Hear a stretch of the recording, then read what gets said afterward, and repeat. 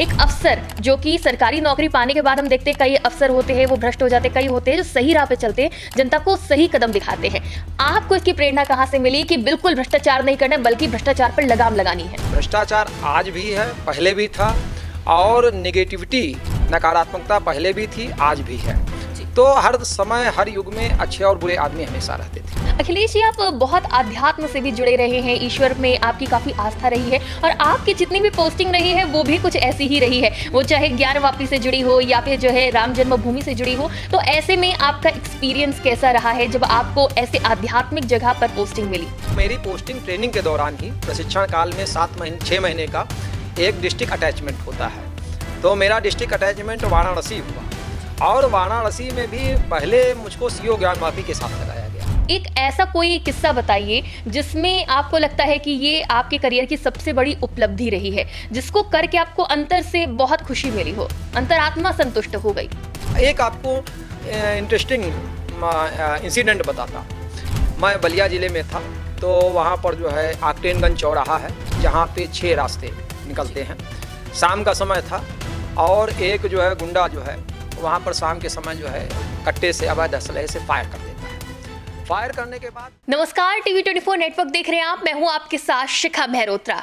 आपने कई भ्रष्ट अधिकारी देखे होंगे, लेकिन आज हम आपको एक ऐसी शख्सियत से मिलवाने जा रहे हैं जिनके नाम से भ्रष्टाचारी कांप उठते हैं, जो रहे तो कॉमर्स के स्टूडेंट हैं लेकिन उनकी रुचि काव्य और साहित्य में है, जिन्होंने कई बड़े काम किए हैं और उनकी आस्था भी बहुत ज्यादा है। हम बात कर रहे हैं अखिलेश निगम अखिल जी की, जो कि IG CID हैं और उन्होंने अपने जीवन में ऐसे बहुत सारे काम किए हैं जो आम लोगों के लिए प्रेरणा स्रोत है।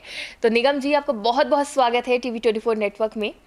मैं डॉक्टर अखिलेश निगम अखिल टीवी 24 के सभी दर्शकों का मैं हार्दिक अभिवादन करता हूं, नमन करता हूं।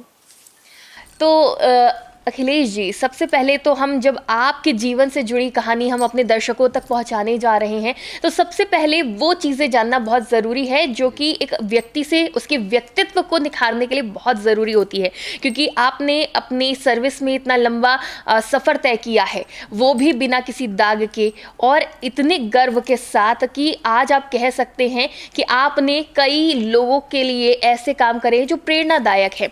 तो सबसे पहले हम ये जानना चाहेंगे कि आपको इसकी प्रेरणा कहाँ से मिली? एक अफसर जो कि सरकारी नौकरी पाने के बाद हम देखते हैं कई अफसर होते हैं वो भ्रष्ट हो जाते हैं, कई होते हैं जो सही राह पे चलते हैं, जनता को सही कदम दिखाते हैं। आपको इसकी प्रेरणा कहाँ से मिली कि बिल्कुल भ्रष्टाचार नहीं करना बल्कि भ्रष्टाचार पर लगाम लगानी है? बिल्कुल सही प्रश्न किया जो है शिखा जी आपने। देखिए, मैं मूलतः ग्रामीण परिवेश का रहा हूँ और जब मैं देखता था कि अधिकारियों के बारे में सुनता था और जो है उसमें, तो ऐसा नहीं, भ्रष्टाचार आज भी है, पहले भी था, और नेगेटिविटी, नकारात्मकता पहले भी थी, आज भी है। तो हर समय हर युग में अच्छे और बुरे आदमी हमेशा रहते थे। हमारा परिवेश, हमारा संस्कार, माता पिता और वो सब लोग रहे, हमारी जो मित्र मंडली भी रही, तो बहुत कुछ श्रेय हमारी शिक्षा के साथ हमारे वेश और परिवेश का भी जाता है। तो ये मेरा एक ये चीज़ रहा। परिवार, मैं वैसे बता दूं, मैं अपने परिवार के बारे में, मैं घर का अकेला हूं, कोई भाई बहन नहीं है। तो वहाँ पर सबसे बड़ी चीज़ ये रही मेरे साथ कि जब मेरा सिलेक्शन हुआ पुलिस विभाग में, तो मैं बताना चाहता हूँ सभी दर्शकों को, तो घर में सभी माता पिता ने कहा कि मेरा तो भाई अकेला लड़का है, बिगड़ जाएगा, जो है पुलिस विभाग में जो है जाकर बिगड़ जाएगा, गलत आदतें सीख जाएगा, नशा करना, नशाखोरी सीख जाएगा, और ये कहीं ऐसा नहीं कि भ्रष्टाचार में लिप्त हो जाए। तो घर में लगभग 15 दिनों तक चर्चा पर चर्चा होती रही और माता पिताजी ने कहा कि नहीं भैया, पुलिस विभाग में हम अपने लड़के को नहीं भेजेंगे। लेकिन साथ में हमारे बहुत सारे रिश्तेदारों ने, मित्रों ने समझाया उनको कि नहीं, वहाँ पर काम करने का भी पुलिस विभाग में स्कोप है।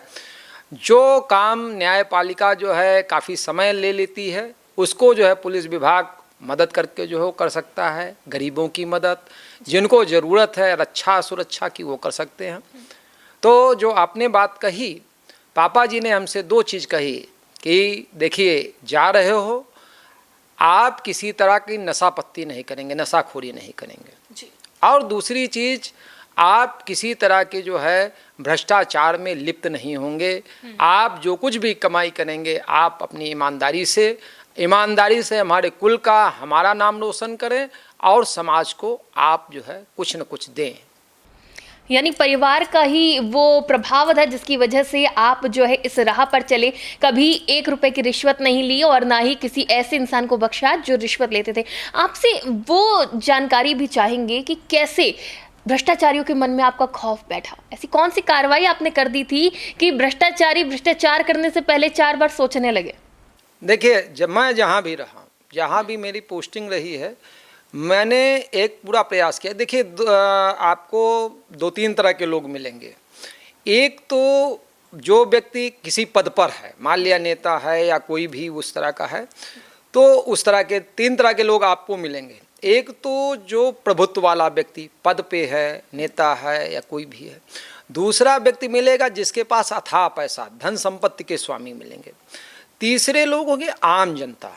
आम जनता जब है तो उसके दिल में दर्द होता है, वाणी मूक होती है, बहुत कुछ आपके सामने कहना चाहता है लेकिन कह नहीं पाता है जो है, तो उसकी मदद करने का प्रयास। तो मैंने हमेशा प्रयास किया है कि जो कोई भी गलत काम होता था मैं साफ मना कर देता था कि मैं ये कतई नहीं कर सकता हूँ, और मैंने ना तो किया और ना अपने नीचे वाले करने के लिए प्रेरित किया। देखिए, एक चीज़ मैं बता दूँ, लोग कहते हैं कि हमारा सबॉर्डिनेट जो है, मतलब जो है भ्रष्ट है हमारा वो। आप इसकी तुलना मैं सीढ़ियों से करता हूँ। आप किसी भी मंजिल के आप देखिए, सीढ़ी पे कूड़ा तभी होगा जब छत पर कूड़ा होगा। जब छत पर कूड़ा नहीं होगा तो सीढ़ियाँ साफ सुथरी रहेंगी, लेकिन छत पर ही जब कूड़ा है तो नीचे सीढ़ियाँ वास्तव में गंदी ही रहेंगी। तो मेरा कहना, जब अधिकारी साफ सुथरा उज्जवल चरित्र का होगा तो नीचे का स्टाफ वास्तव में जो है सही काम करेगा जो है। बिल्कुल, मतलब सफाई और अच्छाई ऊपर से शुरू होनी चाहिए। बिल्कुल, मेरा मानना है अगर जो हम ही भ्रष्ट होंगे तो हम नीचे से तुलना क्या करेंगे। हम गुड़ खाएंगे और दूसरे को कहेंगे कि नहीं आप गुड़ ना खाएं, यह तो जो है दोहरा चाल है। तो यही आज की समाज की सबसे बड़ी समस्या यह है, गिरगिटी स्वभाव। तुरंत हम पाला बदल लेते हैं, तुरंत वो करते हैं। मेरा मानना है कि किसी को उपदेश देने से कहीं ज़्यादा बेहतर, लाख गुना बेहतर है कि हम पहले स्वयं आचरण करके सिखाएं और आचरण करके दिखाएं। जी, अखिलेश जी, आप बहुत आध्यात्म से भी जुड़े रहे हैं, ईश्वर में आपकी काफ़ी आस्था रही है और आपकी जितनी भी पोस्टिंग रही है वो भी कुछ ऐसी ही रही है, वो चाहे ज्ञानवापी से जुड़ी हो या फिर जो है राम जन्मभूमि से जुड़ी हो। तो ऐसे में आपका एक्सपीरियंस कैसा रहा है जब आपको ऐसे आध्यात्मिक जगह पर पोस्टिंग मिली? अब आपने बहुत सही प्रश्न किया। मेरा पूरा परिवार शिव भक्त है, पापा जी भी शिव भक्त रहे, और मैं तो कहूँ मेरी पोस्टिंग ट्रेनिंग के दौरान ही, प्रशिक्षण काल में 6 महीने का एक डिस्ट्रिक्ट अटैचमेंट होता है। तो मेरा डिस्ट्रिक्ट अटैचमेंट वाराणसी हुआ, और वाराणसी में भी पहले मुझको सीओ ज्ञानवापी के साथ लगाया गया। तो मैं उनके साथ जाता था, सीओ ज्ञानवापी के साथ, और प्रतिदिन भगवान विश्वनाथ के, बाबा विश्वनाथ के दर्शन होते थे और उनका जो है पूरा वो हुआ। तो निश्चित रूप से उनका जो है वो रहा। इसी तरह अयोध्या पोस्टिंग में भी जो है मैं उस समय, आज राम मंदिर वहाँ भव्य बना हुआ है, उस समय टेंट में राम मंदिर था, वहाँ राम की, सीता जी की मूर्तियाँ रखी थी। उस समय उनकी रक्षा और सुरक्षा का भार एज ए सीओ राम जन्मभूमि के रूप में हमको दिया गया था जो है।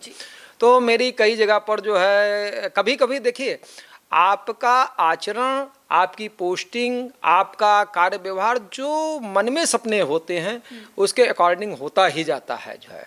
बहुत कुछ सोचते हैं मन में, तो आज नहीं कल, कल नहीं तो कुछ समय बाद वो आपके सामने जो है सजीव हो जाता है जो है। आपकी जो एजुकेशन रही है वो भी काफ़ी हैरान करने वाली रही है। एक आम व्यक्ति होता है जो पढ़ता है, उसी में आगे करियर बनाता है, लेकिन आपने पढ़ाई कॉमर्स से करी, उसके बाद आप सिविल सर्विसेज में आ गए, उसके बाद आपने जो है साहित्य के संसार में कदम रखा। तो ये कैसे संभव हुआ? एक आम व्यक्ति पढ़ाई से दूर भागता है, लेकिन आप तो पढ़ाई के पीछे भागते नजर आए हैं। हाँ, ये भी माँ सरस्वती की कृपा रही। और मुझे भी आश्चर्य होता है कि मैं तो कॉमर्स साइड का स्टूडेंट रहा हूँ और हाई स्कूल में ही मैंने उस समय था हाई स्कूल में ही कॉमर्स ले लिया था जी। और BCom, MCom, LLB and ICWA हमारा जो है सर्विस से पहले ये एजुकेशन रही है। एंड 87 में मैंने जब एमकॉम कंप्लीट किया था तब जैसे एक 3D मूवी होती है और उसी तरह मेरी लाइफ चली कि मैंने लखनऊ विश्वविद्यालय से मैंने एमकॉम किया था, तो मैंने जो है एलएलबी उसी में 87 के बाद जो है 87 के बाद से एलएलबी में दाखिला लिया।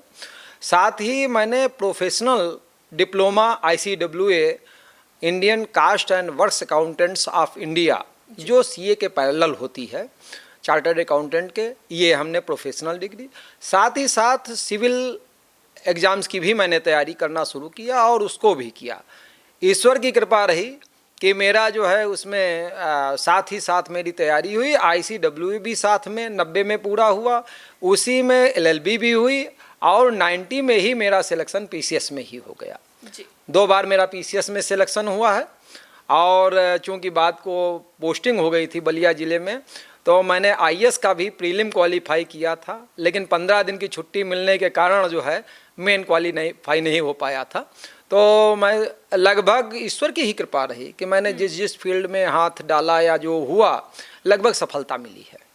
लेकिन काव्य की तरफ आपका रुझान कैसे बढ़ा? कब से आपको लगा कि आपको काव्य में रुचि है और आपको काव्य के क्षेत्र में आगे जो है कुछ विचार करना चाहिए, अपनी रचनाएं करनी चाहिए? ये भी बहुत आपने सवाल इंटरेस्टिंग पूछा है। तो मैं बताऊं कि मैं जब कक्षा 8 में था तो मेरे कस्बे में जो है शिवरात्रि पर जो है 9 दिन का महायज्ञ होता था जी। एक ब्रह्मचारी जी आए थे, उन्होंने सामूहिक रूप से उन्होंने यज्ञ का वो किया। यज्ञ में हमारे जो है फूफा जी जो है मंच संचालक हुआ करते थे, मंच संचालन करते थे।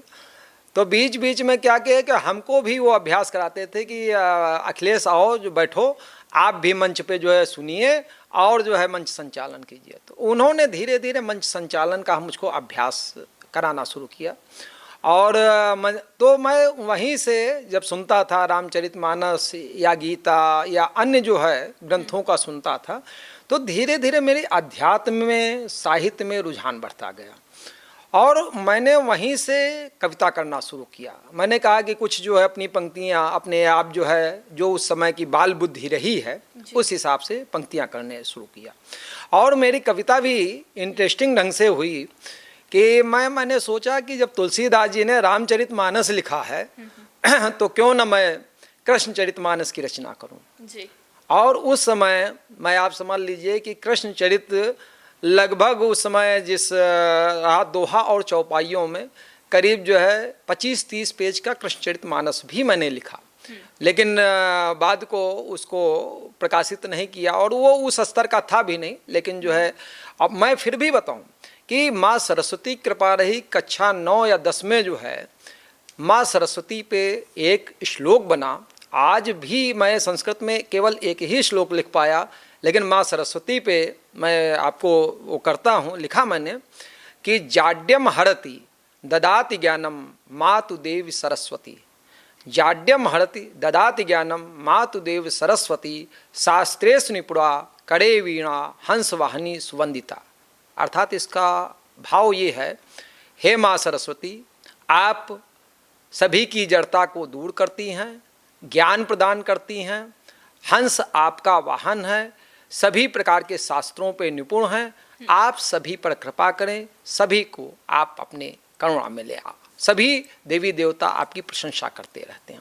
आज भी वो माँ सरस्वती का वरदान, वो श्लोक जब भी मैं कोई पुस्तक प्रकाशित करता हूँ माँ सरस्वती के जो है समर्पित करता हूँ और नीचे संस्कृत का श्लोक लिखता हूँ और भावार्थ भी जो है। जी। अखिलेश जी, सिविल सर्विसेज में आने की आपको जो है प्रेरणा कहाँ से मिली? क्योंकि जब बच्चे छोटे होते हैं उनसे पूछा जाता है डॉक्टर बनना है, इंजीनियर बनना है, क्या आपने बचपन से ही तय कर लिया था कि आपको सिविल सर्विसेज में जाना है, आपको देश के लिए कुछ करना है? ये मेरी ये था। वैसे मैं पुलिस सेवा की तरफ तो कभी नहीं सोचा था, मुझे नहीं समझ में आता कि कैसे मैं आ गया। मैं तो कभी भी सपने में भी नहीं कभी सोचा कि पुलिस सेवा में। मेरे अब 2 वो था कि मैं आईएएस या पीसीएस की तरफ जाने का रुझान था, और या तो डिग्री कॉलेज में जो है लेक्चरर बनने का, प्रोफेसर बनने का। दो मेरे सपने थे कि मैं या तो जो है सिविल सर्विस में जाऊंगा और जो है या ये। लेकिन मैं पुलिस सेवा में आज तक एक बार भी सपने में भी नहीं सोचा कि मैं पुलिस सेवा में जाऊंगा। लेकिन ऐसा रहा कि मेरा जो है हस्तरेखा के हिसाब से मेरे जो है उस पर जो है मंगल रेखा प्रबल थी, मंगल उच्च का था, और जो है बृहस्पति माउंट पर भी क्रॉस का निशान था। जब ये अगर जो क्रॉस का निशान होता है तो बताते हैं कि जो लोग प्रशासनिक क्षेत्र में, एडमिनिस्ट्रेटिव क्षेत्र में जाते हैं, मंगल उच्च का होने के कारण, मंगल पर्वत होने के कारण मुझको लगता है शायद वो रहा। फिर भगवान शिव की कृपा रही जो है, तो उन्होंने यहाँ पर भेजा। आपकी सर्विस को बहुत लंबा समय हो गया है, आपने कई बड़े काम करे होंगे, कई बड़े एक्शन भी लिए होंगे, लेकिन एक ऐसा कोई किस्सा बताइए जिसमें आपको लगता है कि ये आपके करियर की सबसे बड़ी उपलब्धि रही है, जिसको करके आपको अंतर से बहुत खुशी मिली हो, अंतरात्मा संतुष्ट हो गई। अच्छा, ये देखिए, हमारे जीवन में, हम लोग पुलिस विभाग में हैं, बहुत सारी इंसिडेंट्स और घटनाएं होती रहती हैं, जिसमें जो वो काफ़ी कुछ वो हैं। हम इंसिडेंट्स को विशेष रूप से नहीं हम उनको वो करना चाहेंगे, क्योंकि उनकी एक श्रृंखला है, बहुत लंबी चौड़ी श्रृंखला है। तो उसके बजाय मैं ये कहूँगा कि हमने प्रयास क्या किया। मैंने देखा कि नेता की सबसे बड़ी पावर क्या है, तो नेता की सबसे बड़ी पावर है पब्लिक जी। मैंने इस चीज़ को कहा कि अगर जो नेता की सबसे बड़ी पावर पब्लिक हो सकती है, तो पुलिस या प्रशासनिक अधिकारी यदि सीधे जनता से जुड़ जाए और जनता की समस्याएं सुनने लगे, वो उससे ज़्यादा पॉपुलर हो जाएगा। तो मैंने हमेशा इसको, जनता को अपने साथ रखा। एक आपको इंटरेस्टिंग इंसिडेंट बताता हूँ। मैं बलिया ज़िले में था, तो वहाँ पर जो है आकटेनगंज चौराहा है, जहाँ पे 6 रास्ते निकलते हैं। शाम का समय था, और एक जो है गुंडा जो है वहाँ पर शाम के समय जो है कट्टे से, अवैध असलहे से फायर कर देता है। फायर करने के बाद अफरा तफरी मच जाती है, चारों तरफ लोग दुकानें बंद करके भागने लगते हैं और ये सब करने लगते हैं। लेकिन उसके बाद क्या होता है कि वह अपना जो है असलहा लेकर जो है वो भागता हुआ पुलिस चौकी आकटेनगंज के आगे से निकलता है। पुलिस उस समय ना पुलिस जान पाती है, ना समझ पाती, ना भगदड़ समझ पाती। लेकिन एक निहत्था रिक्शा वाला यंग था, वो करीब जो है 1 फरलांग, लगभग 200-250 मीटर उसका पीछा करता है, उसको दबोच कर लाता है, और दबोच कर लाकर जो है चौकी में पुलिस को संपर्क कर देता है। हम लोग बात को पहुंचते हैं, और पहुंचने के बाद मैं देखता हूं कि उसको जो है लाया गया है। तो अब उसमें क्रेडिट लेने के लिए जो है मारा मारी मस्ती, इंस्पेक्टर अपना नाम लिखवाने को वो करते हैं। हमने कहा नहीं, ये लाया गया है चौकी की, ये रिक्शा वाला लाया है, रिक्शे वाले की तरफ से ही दाखिला होगा। मैंने वो कराया। लेकिन उस रात मैं सोचता रहा कि देखिए, इतनी पब्लिक के बीच में एक निहत्था रिक्शा वाला जो है उसको लेकर आया है, और जो है वास्तव में एक बहादुरी का काम किया, इसको सम्मान मिलना चाहिए जी। मैंने अगले दिन जो है इंस्पेक्टर से बात कही कि मैं इसका सामूहिक सम्मान करना चाहता हूँ। उन्होंने वो सहमत नहीं हुए हमारी विचारधारा से। तो मैंने पुलिस जनता गोष्ठी बुलाई और उसमें कहा कि एक बहादुर व्यक्ति का सम्मान होगा। आप समझिए कि पूरे थाने पे, पुलिस चौकी पे पूरी पब्लिक की, अरे रिक्शा वाले को एक जो है क्षेत्राधिकारी सम्मानित करेंगे, यह देखने के लिए हजारों की भीड़ आई। मैंने उसको भरी सभा में, भरे लोगों के बीच में मैंने उसको माला पहनाई। मैंने माला पहनाकर उसको सम्मानित किया। वो हाथ जोड़े खड़ा था। मैंने उसको बगल में अपने बैठाया, कुर्सी के बगल में। मैं वर्दी में था, मैंने कुर्सी के बगल में बैठाया। और मुझको भी आँख में आंसू आए कि इसका जो है कितना बड़ा वो है। फिर बाद को पब्लिक से मैंने कहा कि देखिए, इसका मान, कोई भी व्यक्ति किसी भी पद पे हो, अच्छा काम करता है तो समाज को सम्मान देना चाहिए, उसके पद को नहीं, उसके काम और कद को देखकर। पब्लिक ने खुले मन से प्रशंसा की, खुले मन से उसको आर्थिक सहायता दी। और इस घटना ने हमको ये किया कि हम पब्लिक के नज़दीक हो गए, और मैं क्या हुआ, बलिया का सबसे बड़ा जो है लीडर बन गया। उसके बाद जब भी पब्लिक का सपोर्ट, मैं कोई भी चीज़ कहता था, धरना प्रदर्शन यदि पुलिस के खिलाफ हुआ, मैं खाली पहुंच जाता था तो वह सब खाली मेरे पहुंच जाने से शांत हो जाता था। छात्रों की समस्या हो, पब्लिक की समस्या हो, कोई समस्या कहे कोई बात नहीं, अखिलेश निगम के पास चलेंगे, वो समस्या का हल करते हैं। बहुत सारी समस्याएं जो मेरे विभाग से भी नहीं संबंधित रहती थी, डीएम से संबंधित रहती थी, अन्य विभाग से मेरे पास आती थी, लेकिन मैं भी पूरी ईमानदारी के साथ यदि किसी विभाग की समस्या होता था संबंधित अधिकारी को बताते थे। तो वहीं से मुझको एक सबक मिला कि यदि हम आम जनता के लिए काम करेंगे तो आम जनता हमको सिर्फ आंखों पे बैठाएगी। और एक चीज़ और बता दूं शिखा जी और सभी दर्शकों को, आप किसी भी पद पे हों, निश्चित रूप से मानिए आपको जनता के पैसे से आपको वेतन मिल रहा है, तो हमारी पहली प्रायोरिटी पब्लिक है।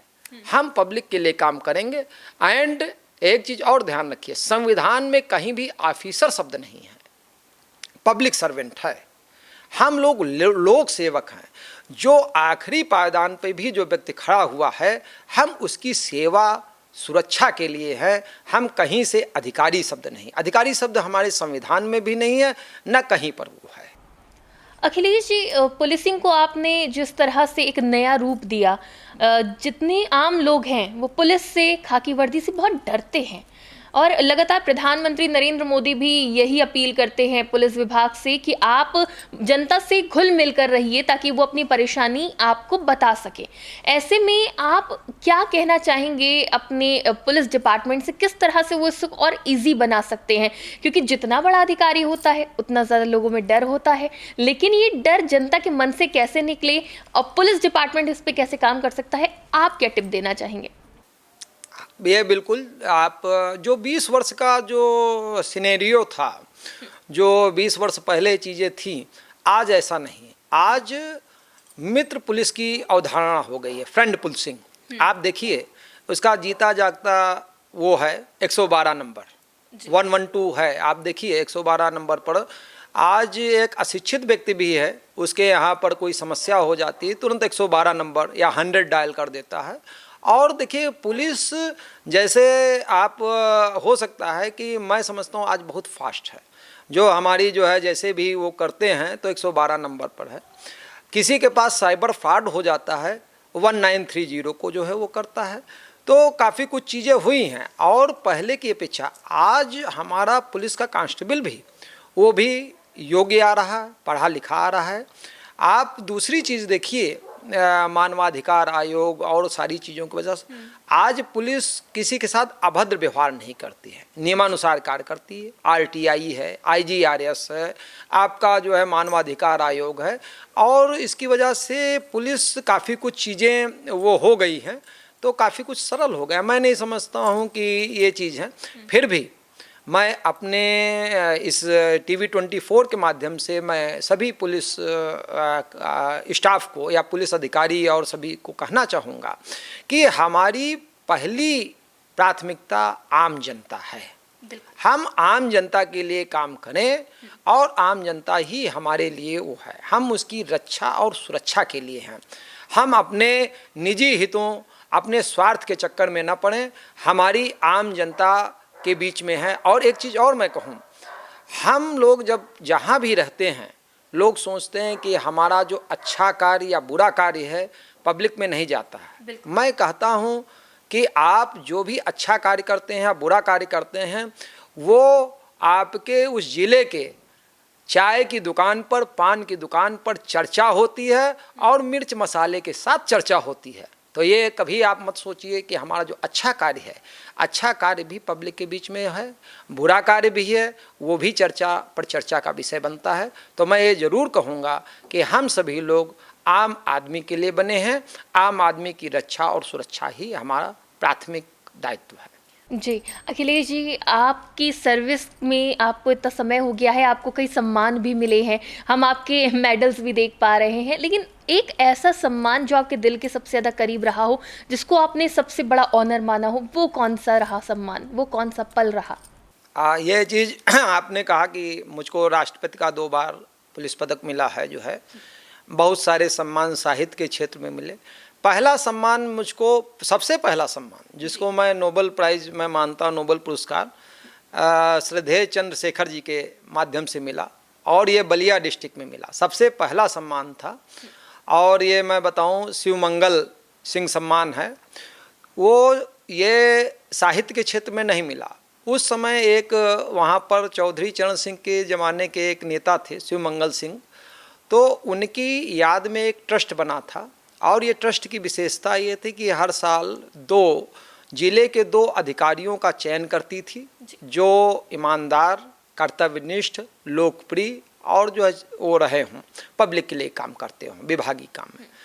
तो मैं 94 में, वर्ष 1994 में मेरी पोस्टिंग बलिया डिस्ट्रिक्ट में हुई थी, और वहाँ पर जो है 1995 के लिए मेरा चयन कमेटी ने किया। फिर ये कहा कि इस लड़के के समकक्ष कोई दूसरा अधिकारी नहीं ठहरा, इसलिए केवल मेरा ही चयन किया गया। फिर मुझसे पूछा गया कि भाई आपका चयन हुआ है शिवमंगल सिंह सम्मान के लिए, आपको सम्मानित करना है। उस समय श्री मोतीलाल बोरा जी राज्यपाल थे, उनका भी कुछ समय बाद आगमन होने वाला था, और चंद्रशेखर जी का भी आगमन होना था। तो हमसे पूछा आप किसके माध्यम से, किससे सम्मान लेना चाहेंगे? तो मैंने कहा नहीं, ये चंद्रशेखर जी का क्षेत्र है, और पूर्व में प्रधानमंत्री भी रह चुके हैं, मैं उनके माध्यम से, उनके द्वारा मैं सम्मान लेना चाहता हूँ। तो चंद्रशेखर जी ने मुझको माला पहनाकर जो है सम्मान दिया था, अंगवस्त्र दिया था और माला पहनाई थी। मैं वर्दी में था, आज डिप्टी एसपी के रूप में था, और मैं बहुत भावुक हो गया था। उन्होंने कहा था कि अखिलेश, आपके बारे में जो है हमारे ज़िले में सभी लोग आपकी तारीफ़ करते हैं, कोई भी व्यक्ति मुझको नहीं मिला जो आपकी बारे में कुछ जो है निगेटिव बात कहे। आपने जो काम कर रहे हो उसको बरकरार रखना और जीवन भर बरकरार रखना, आपको जो यश, मान और शोहरत मिलेगी उसकी कोई तुलना नहीं होगी। तो उन्होंने जो हमको आशीर्वाद भी दिया था, जो सम्मान दिया था, उसको मैं नोबेल पुरस्कार मानता हूँ अपना। आपकी जो छवि लोगों के बीच में बनी है, एक तो आप डाउन टू अर्थ है, सबसे बहुत मिलजुल कर बात करते हैं, ये तो हमने खुद देखा है। और जितना डाउन टू अर्थ आप होकर बात करते हैं लोगों से, जो सम्मान आपको मिलता है, इस मुकाम पर आकर आपको कैसा महसूस होता है कि आज आपको हर तरफ से प्यार मिलता है, कभी कोई शिकायत नहीं, कभी कोई आपके करियर पर दाग नहीं लगा? सबसे बड़ी गर्व की बात एक अधिकारी के लिए यही होती है, तो कैसा महसूस होता है आपको? देखिए, एक चीज़ और बता दूं कि हम लोग जैसे होता है कि रामलीला के पात्र हैं, ठीक है। आप देखिए, ये कुर्सी पे हम लोग आप बैठे हैं जी। समस्या है, जब तक आप कुर्सी पे बैठे रहते हैं आप विजेता हैं, और समस्या तब उत्पन्न हो जाती है जब कुर्सी आपके ऊपर बैठ जाती है। सब कुछ मैंने कह दिया इस पर। कुर्सी बैठ जाएगी तो इंसान इंसान नहीं रहेगा, अहंकार आ जाएगा, स्वार्थ आ जाएगा, और फिर आप जो है जो ना चाहते हैं, जो जनता नहीं चाहती, जो संविधान नहीं कहता, वो काम करने लगेंगे जी। तो मैं समझता हूँ कि हम कुर्सी पे बैठे रहें, कुर्सी हमारे ऊपर ना सवार होने पाए जी। आपके काव्य की बहुत ज़्यादा चर्चा है, आपने बहुत सारी पुस्तकें, काव्य संग्रह जो है लिखे हैं, आपकी बहुत सारी कविताएं हैं, सबसे आपके दिल के करीब कौन सी है?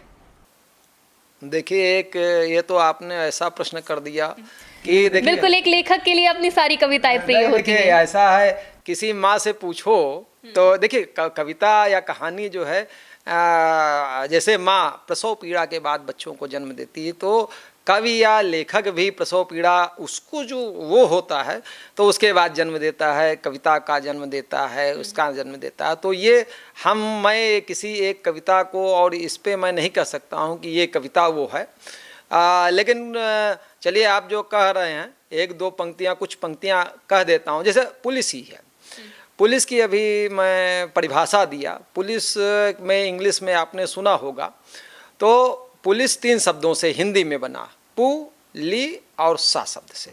अब क्या है, परिभाषा मैं एक दोहे में दे रहा हूँ कि परिभाषा है पुलिस की पुलकित लिप्साहीन, परिभाषा है पुलिस की पुलकित लिप्साहीन, सक्रिय रहता अनवरत अहंकार से हीन। तो अगर जो कोई पुलिस, चाहे अधिकारी हो चाहे कर्मचारी हो, यदि पुलकित आनंद से और लिप्साहीन बिना स्वार्थ के सक्रिय रहता है और अहंकार रहित है, ये 4 कसौटियां हैं तो सच्चा पुलिस वाला है जो है, ये मेरा कहना है। और कविताएं किसी तरह से हो सकती हैं। अब जैसे मान लिया जो है आप कह रहे हैं सावन का महीना चल रहा है, मैं भगवान शिव पर जो है वो 12 ज्योतिर्लिंगों को 12 ज्योतिर्लिंगों को मैं चंद पंक्तियों में 2 घनाक्षरी छंद में वो कहता हूँ कि देखिए, मल्लिकार्जुन विराजते शैल पर्वत पर, श्रीशैलम, मल्लिकार्जुन विराजते शैल पर्वत पर, रामेश्वर मुखमंडित सूरज की लाली है। मल्लिकार्जुन विराजते शैल पर्वत पर, रामेश्वर मुखमंडित सूरज की लाली है। गोदावरी तट पर शोभित त्र्यंबकेश्वर, केदारनाथ सेवा में हिमाद्र बना माली है। रावण का गर्व खंडित किया वैद्यनाथ ने, हिला न सका तिल भर गया हाथ खाली है। करो दर्शन सुदर्शन अर्चन वंदन, शिव के ज्योतिर्लिंगों की तो महिमा निराली है। और सदा भक्तों को पिलाते सोम स्वयं सोमनाथ, सदा भक्तों को पिलाते सोम स्वयं सोमनाथ, नागेश्वर की छवि देखो अति शोभाशाली है। अजंता एलोरा समीप शोभित घुस्मेश्वर, केदारनाथ अजंता एलोरा समीप शोभित घुस्मेश्वर, नागेश्वर की छवि देखो अति शोभाशाली है। महाकालेश्वर को पुष्प नित चढ़ाता काल, भीम शंकर पग धोती भीमा मतवाली है। अनाथों के नाथ विश्वनाथ काशी में विराजे, शिव के ज्योतिर्लिंगों की तो महिमा निराली है, शिव के ज्योतिर्लिंगों की तो महिमा निराली है। बहुत खूबसूरत बोला आपने, सारे ज्योतिर्लिंगों पर एक जो है काव्य रचना में सबका वर्णन कर दिया। अब जब आपने काव्य की बात कर ही दी है तो ऐसे में हम चाहेंगे कि देशभक्ति से जुड़ा हुआ कुछ काव्य अपना हमें सुनाइए, क्योंकि जिस तरह से हर घर तिरंगा अभियान चल रहा है और हम स्वतंत्रता दिवस 80वां स्वतंत्रता दिवस मना रहे हैं, तो ऐसे में देशभक्ति से जुड़ा हुआ कोई काव्य आपका।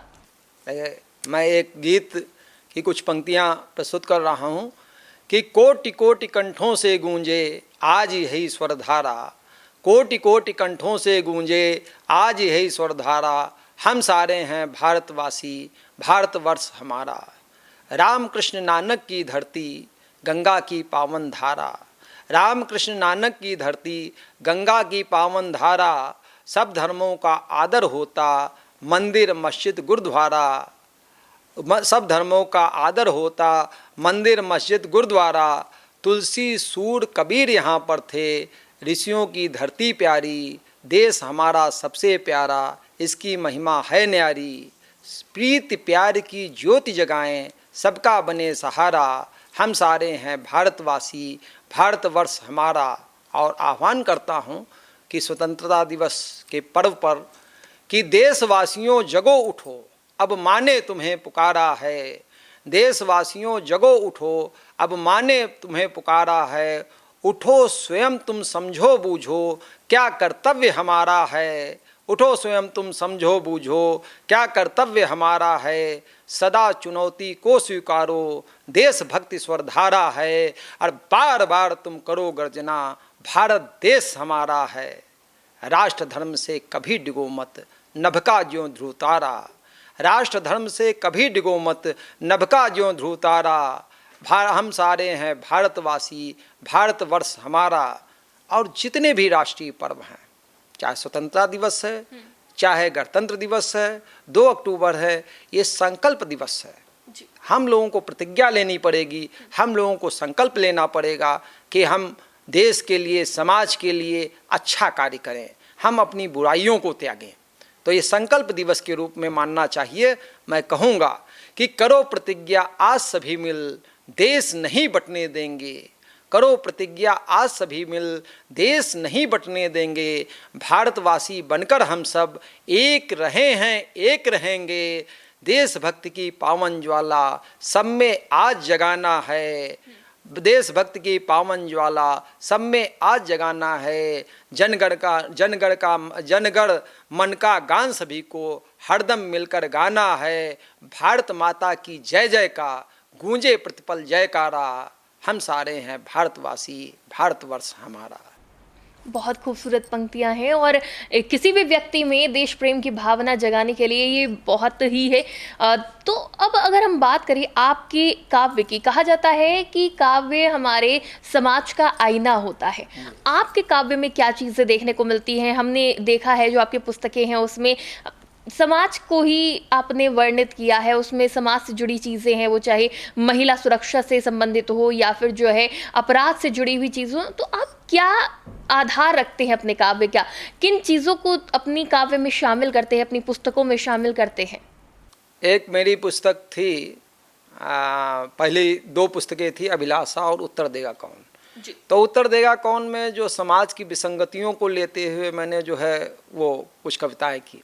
अब देखिए, जो आजकल दंगा फसाद और धर्म की बातें होती हैं, तो मैं छोटी छोटी हम वो बात करते हैं कि जो दंगा होता है, खून बहता है सड़क पर। अब अगर जो खून हो और सड़क पे बह रहा हो तो कोई बता सकता है कि किस धर्म का है? वो तो लाल है। तो उस पे कहा कि सड़क पर बहते हुए खून ने किया एक प्रश्न, सड़क पर बहते हुए खून ने किया एक प्रश्न, जरा बताओ मेरा धर्म। सड़क पर बहते हुए खून ने किया एक प्रश्न, जरा बताओ मेरा धर्म। सभी हो गए मौन, उत्तर देगा कौन, आखिर उत्तर देगा कौन। तो ये सर्वधर्म समभाव की बात कर रहा हूँ। और देखिए, इसमें बहुत सारी चीज़ें हैं कि लोग कहते हैं कि हम लोगों का जो है वफादारी की बात होती है, तो उस पर चीज़ मैं कहता हूँ कि चलती गाड़ी के शीशे से झांकते हुए अपने मरियल सहोदर को जूठी पत्तल चाटते हुए, कुत्ते को मैं कह रहा हूँ कुत्ते को, लेकिन समाज को है कि कुत्ता जो है जो कार पे चल रहा है तो देख रहा हूँ कि चलती गाड़ी के शीशे से झांकते हुए अपने मरियल सहोदर को झूठी पत्तल चाटते हुए देख कर होता नहीं निराश, करता उपहास। तो मैंने छोटे छोटे मुक्तकों के माध्यम से, छोटे छोटे उसके माध्यम से मैंने बात कही है। और मैंने कहा जैसे कि समय बली होता सदा, रखिए यह नित ध्यान। समय बली होता सदा, रखिए या नित ध्यान। पद पैसे या ज्ञान का मत करिए अभिमान, पद पैसे या ज्ञान का मत करिए अभिमान। एक गीत के वो उसका है कि लोग जो है कि आजकल रिश्तों में जो दूरी आती जा रही है, आजकल लोग अपने आप में ही टूटते जा रहे हैं। क्यों? आपस में ही प्यार नहीं है। तो उस पर मैंने कहा है कि कभी हंसाते कभी रुलाते, क्या क्या रूप दिखाते रिश्ते। कभी हंसाते कभी रुलाते, क्या क्या रूप दिखाते रिश्ते। कभी फूल सा प्यार दिखाकर कांटे बन चुभ जाते रिश्ते। संबोधन बेकार हो गए, बेमानी सब प्यार हो गए। माली ही जब बगिया लूटे, रिश्ते सब व्यापार हो गए। एहसासों की पंखुड़ियों पर पत्थर रोज चलाते रिश्ते, एहसासों की पंखुड़ियों पर पत्थर रोज चलाते रिश्ते। कभी हंसाते कभी रुलाते, क्या क्या रूप दिखाते रिश्ते। खोज रहा है कोई सूरत, खोज रहा है कोई दौलत। किसको हम हमदर्द बताएं, जब खुद छलती यहाँ मोहब्बत। एहसासों की पंखुड़ियों पर पत्थर रोज चलाते रिश्ते। लेकिन इसका संदेश भी है कि अगर रिश्तों में प्यार आ जाए, रिश्तों में आपसी मतभेद खत्म हो जाए तो क्या हो जाएगा? दुनिया स्वर्ग हो जाएगी। हर आंसू हम पी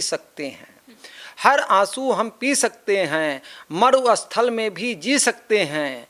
दुख में यदि जीना आ जाए, फटी कमीजें सी सकते हैं। पतझड़ में बसंत मुस्काता, जब जब प्यार लुटाते रिश्ते। पतझड़ में बसंत मुस्काता, जब जब प्यार लुटाते रिश्ते। कभी हंसाते कभी रुलाते, क्या क्या रूप दिखाते रिश्ते। कभी फूल सा प्यार लुटाकर कांटे बन चुभ जाते रिश्ते। तो मेरा इसके माध्यम से संदेश है कि पहले व्यक्ति खुद सुधरे, व्यक्ति में सुधार होगा, फिर अपने परिवार में भाईचारा, आपसी प्रेम सद्भाव रहेगा। व्यक्ति से परिवार से फिर गली मोहल्ला गांव, और गांव में अगर जो प्रेम और वो रहेगा, फिर उसके बाद जिला शहर आ जाएगा, फिर राष्ट्र में ऑटोमेटिक हो जाएगा। यानी समाज की जितनी भी जो है खट्टी मीठी चीजें हैं, अच्छाई है, बुराई है, सभी चीजों को आपने अपने काव्य में सम्मिलित किया है। अगर बात करें आपके रिटायरमेंट के बाद के क्या प्लान है, क्योंकि आपने देश सेवा भी कर ली, अपना सपना भी पूरा कर लिया, काव्य भी कर लिया, जनता के लिए भी आपने बहुत सारा काम कर लिया। अब एक व्यक्ति होता है, वो सोचता है कि अब मैं आराम करूंगा रिटायरमेंट के बाद। आप क्या सोचते हैं, क्या करना चाहिए एक व्यक्ति को, कब रिटायरमेंट लेना चाहिए? और आपका रिटायरमेंट भी अब नज़दीक ही है, तो अब आपके क्या प्लान्स हैं? मैं बिल्कुल, जो आपने कहा कि साहित्य और अध्यात्म हमारे मूल में है, चिंतन में है, तो अभी मैंने 5 अगस्त को मेरी 2 पुस्तकों का लोकार्पण हुआ था। मैंने समावेशी साहित्य संस्थान की स्थापना की है। या समावेशी बता दूं मैं आप लोग TV 24 के दर्शकों को कि समावेशी साहित्य संस्थान, इसमें जो है भारतवर्ष के करीब 50 विद्वान जुड़े हुए हैं। इसका जो है मूल है कि हिंदी साहित्य का नया काल विभाजन, आधुनिक काल अभी हिंदी साहित्य में चल रहा है। 21वीं सदी को 1850 से आधुनिक काल चल रहा है। ये 21वीं सदी को हिंदी साहित्य के समावेशी काल के रूप में जो है हम इसको कर रहे हैं, और विद्वानों का भी इसमें वो हो चुका है। इसको समावेशी काल रखने का मतलब ये है कि इस समय जो साहित्य लिखा जा रहा है वह बहुआयामी है, एक दिशा में नहीं है। बीच में विमर्श युग भी रहा, वो भी समावेशी काल का है हिस्सा, 2001 से 2010 तक। उसमें चाहे आपका स्त्री विमर्श हो, दलित विमर्श, आदिवासी विमर्श, किन्नर विमर्श, किसान विमर्श आदि आदि। और इसके बाद समावेशी काल में आज हिंदी गद्य एवं पद्य की कोई भी विधा हो, उसमें मल्टी डायमेंशनल है, बहुआयामी है। उसमें जो है समाज के विभिन्न अंगों का चित्रण है। तो इस पर मैं काम कर रहा हूँ, और इसमें केवल ये नहीं है कि एक ये जिले की संस्था है, एक प्रांत की संस्था, बिल्कुल राष्ट्रीय स्तर पर है। इसमें जो है धीरे धीरे प्रवासी भारतीयों को भी जोड़ा जाएगा। इस पर काम करने का हमारा पूरा वो है, इस पर फोकस रहेगा। मेरी लगभग 1 दर्जन पुस्तकें कविता कहानी में आ चुकी हैं। कहानी की संग्रह भी हमारा अपने अपने तर्क आया है। गिरगिट कहानी संग्रह 2015 में राजकमल प्रकाशन से हुआ था, जिसका 4 भाषाओं में अनुवाद हुआ था, कन्नड़, बांग्ला, असमिया और ओडिया भाषा में। तो अभी अखिल का साहित्य मनन एवं मूल्यांकन पुस्तक का विमोचन हुआ, जिसमें लगभग 65 विद्वानों ने हमारी पुस्तकों पर समीक्षाएं और भूमिकाएं लिखी, उनका संकलन हुआ है। मेरी पुस्तकों पर, मेरे साहित्य पे कई यूनिवर्सिटी और कॉलेजेस में जो है लघु शोध कार्य हुआ है, और PhD चल रही हैं, और कई जगह से PhD प्रस्तावित हैं। तो मेरा काफ़ी कुछ चीज़ें होंगा कि साहित्य के क्षेत्र में काम करेंगे। साथ ही समाज के लिए भी मैं नशा मुक्ति पे काम कर रहा हूँ। एक मेरा आंदोलन है कि मेरा मानना है कि अपराध का मूल कारण नशा है। जब तक जो है नशा 80% अपराध का कारण नशा है। किसी भी आप शार्प से शार्प शूटर को कह दीजिए कि किसी को गोली मार दे, तो बिना नशा किए हुए गोली नहीं मार पाएगा। आप जानते ही होंगे जितने भी आतंकवादी बनाए जाते हैं, उनको नशा, ऐसा नशा कराया जाता है कि उनकी ज़िंदगी बर्बाद हो जाती है। वो रोबोट की तरह काम करते हैं, उनका रिमोट किसी दूसरे के पास रहता है। आतंकवादी बनाने में, अपराधी बनाने में आपका 80% नशे का काम है। तो हम, हमारे प्रधानमंत्री जी, मुख्यमंत्री जी जो कह रहे हैं कि स्वच्छ भारत, स्वस्थ भारत, विकसित भारत, लेकिन मैं कहता हूं कि ये तीनों तब तक संभव नहीं है जब तक नशा मुक्त भारत नहीं होगा। तो मेरा कहना है स्वच्छ भारत, स्वस्थ भारत, नशा मुक्त भारत इज इक्वल टू विकसित भारत। जो दिशाहीन युवा हैं उनको आप क्या संदेश देना चाहेंगे, क्योंकि आज का युवा ये तय नहीं कर पा रहा है उसको क्या करना है, किस दिशा में जाना है, भड़कावे में आ जाता है, भी आपने बताया नशे की राह पर भी चल देता है। तो ऐसे में आप आज के युवा को क्या संदेश देना चाहेंगे? देखिए, एक चीज़ बताएं कि हम भी युवा रहे हैं। हम देखिए, हम युवा को एकदम उपदेश नहीं हम दे सकते हैं। हम एक युवा है, युवा शक्ति एक पहाड़ी नदी की तरह है। उसमें तेज होता है, वेग होता है, आवेग होता है। तो हम एकदम से उसके वेग, आवेग और तेज को हम जो है रोक नहीं सकते हैं। तो हम अपना सवाल घुमा देते कि आप जेनजी को क्या कहना चाहेंगे? आप अगर जो ये कहेंगे कि जेनजी को क्या कहना चाहेंगे, तो हम ये चाहेंगे कि हमारा भी परिवार का भी दायित्व है, समाज का भी दायित्व है, सरकार का भी दायित्व है कि हम जेनजी को क्या दे पा रहे हैं। देखिए, उनके पास सबसे बड़ी सवाल ये है, वो अपने भविष्य को लेकर चिंतित हैं जी। और हम लोग भी जब युवा थे तो आक्रोश मन में था। तो हमें भविष्य के लिए उनकी चिंता को जो है वो करना पड़ेगा। इसके लिए जेनजी का हम उनसे ज़रूर कहेंगे, आक्रोशित ना हो, किसी के बरगलावे में ना आवें, लेकिन अपनी बात सही फोरम पे, सही जगह पर रखें। और निश्चित रूप से चाहे परिवार के रूप में रोजगार के अवसर हमें तलाशने होंगे। रोजगार के लिए उन लोगों को जो है हमें वो करना पड़ेगा, समाज को भी करना पड़ेगा। रोजगार ये नहीं कि सर्विस ही हो, रोजगार ये नहीं, जो और अच्छी सबसे बड़ी चीज़ है, जिसका जिस तरफ, जिस युवा का जिस तरफ रुझान है उसको उसी तरफ वो दिया जाए, तो मैं समझता हूँ कि वो रहे। हाँ, इसमें हिंसा, नशाखोरी या और चीज़ें जो है हम लोग अवॉइड करें, क्योंकि हिंसा, नशाखोरी, मैं बताऊं कि सीआईडी विभाग में इस समय प्रेजेंट हूं।